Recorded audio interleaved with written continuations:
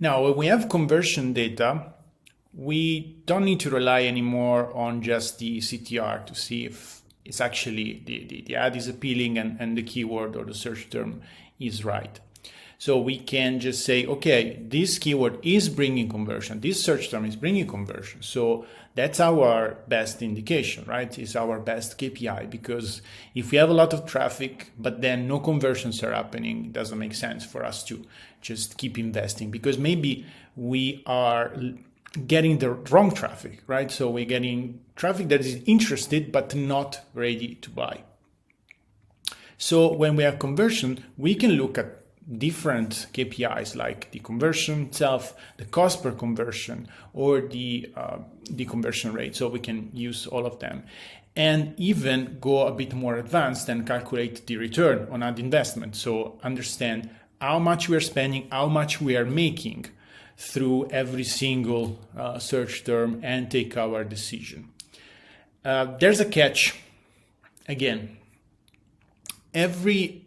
each and every one of these value needs to be interpreted, needs to be understood, because if we blindly go for, looking at the cost per conversion or the conversion rate for a single search term, we might be biased. You can see in this table, for example, that if I get one click, right, and the CTR here is actually horrible on 1,000 impressions.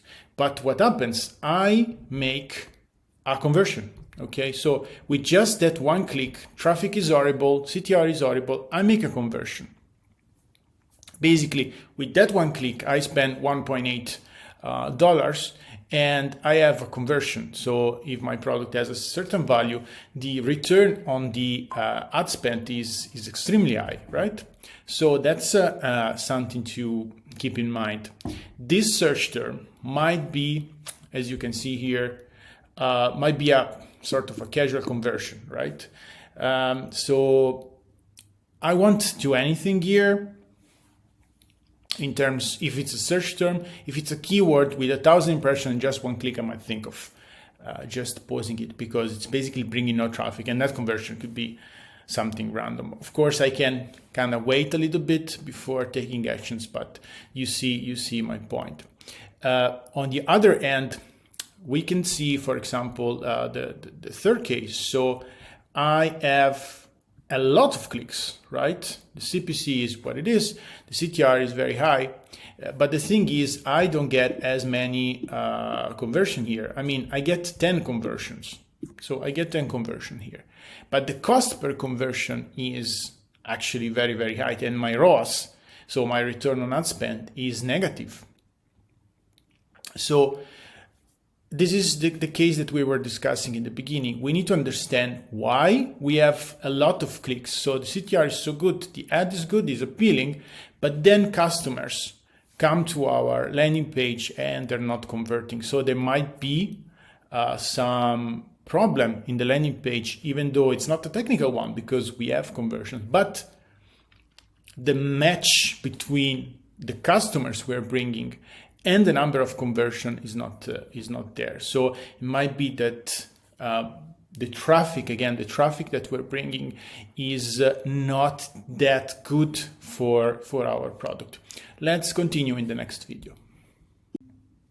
We were just discussing this case where we have a high number of clicks, good CTR, very good CTR. So the keyword is good, the ad is good, but then we don't have as many conversions as we would expect. So we have just 10 conversions over under 27 clicks. So there's, again, something you need to understand here. There's for sure something that need to be understood. So the landing page might have problems communicating the right message. So some users maybe got the right message and they converted, but the vast majority didn't. So there might be some copy problem, or even we excluded the technical problem because there are conversions, but maybe there are technical problems for a certain type of users with some setup, with mobile is not converting and so forth. So this data can tell you a lot about not just the traffic, but also the potential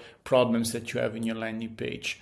So keep in mind when you see these kind of situations where you have very good traffic coming to the landing page, then something doesn't happen, even very small happens, and you need to look into it and understand what's going on.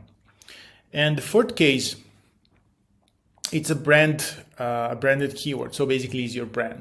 These keywords will bring you a lot of conversions, but these are keywords that you could potentially capture already with SEO or simply because they know you. So you might think of them as a waste of budget. Well, they're not.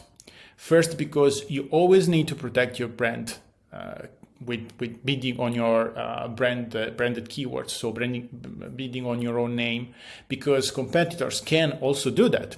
They cannot use your brand in their ads, especially if it's a trademark, but they can bid on the keyword, so they can bid on your brand and catch a lot of your traffic. We talk about this in another part of the guide. On the other hand, it's always good because you will have low cost, since Google understands that you are you. So the bid and the money that you will need to win the auction is actually lower, will be very low. So you always need to do that, and always have it as a keyword, exact match keyword, even broad keyword. So if there are variation of the brand, you will catch all these searches.